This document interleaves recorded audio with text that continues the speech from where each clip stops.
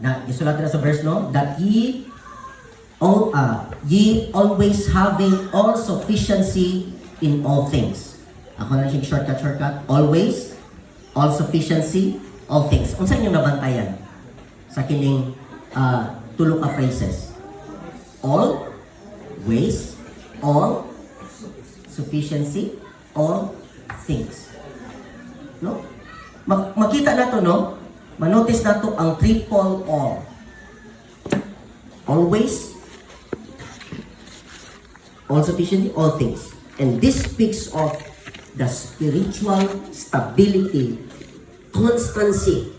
God is constant and completeness.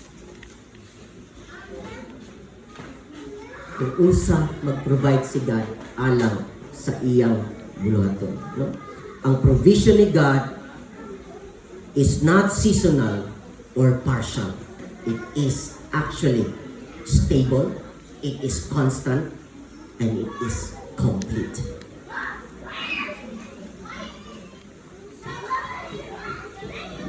Take note of the word sufficiency. Sufficiency, it implies contentment and readiness, not excess for indulgence. So, kubalik diri kung may sufficient yan si Paul, no? For my dito bang sigat kay Paul, my grace is sufficient for thee, no?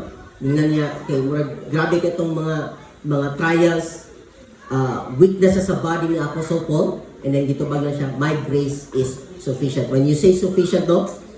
Timanan na to na this implies contentment and readiness, no? I want you to think na siguro tulo ka mga butang sa inyong kinabuhi, no?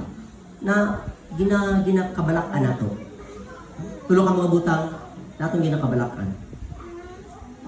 And siguro sa ato ang secular life, sa atong pamilya, sa natin ginakabalakan.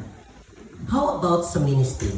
No? If you are involved in the ministry, kung sa mga tulo ka butang na atong ginakabalakan, gaduha-duha bata na, Lord, kung respond ko ani na calling nimo, Lord, kung muhatag ko, Lord, wala na nabilan sa kuha, Lord. No? It could be finances.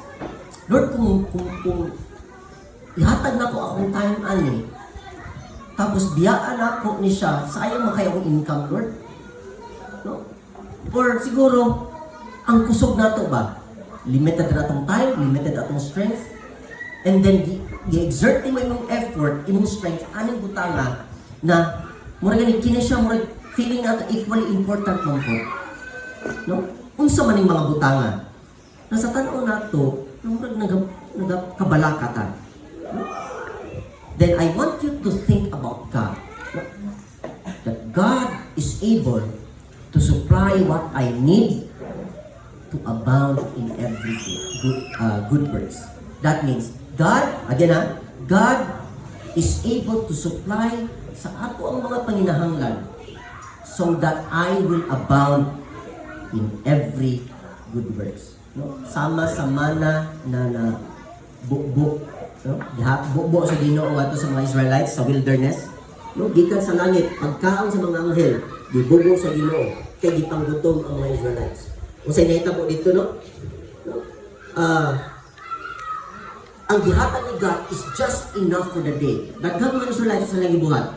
Gingan sila ni God, no? Unsa lay sakto, enough. Pero sa gibuhat nila, daghang kuha sila daghang basket, no?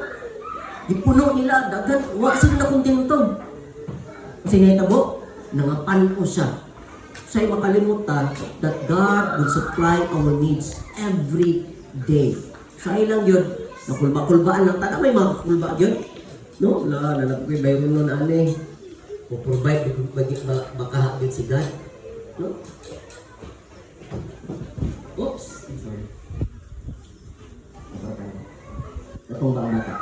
So, and God doesn't promise luxury, no? Na mga dato ta, hindi na madato ta, para mas dako tayo matamaw sa ministry.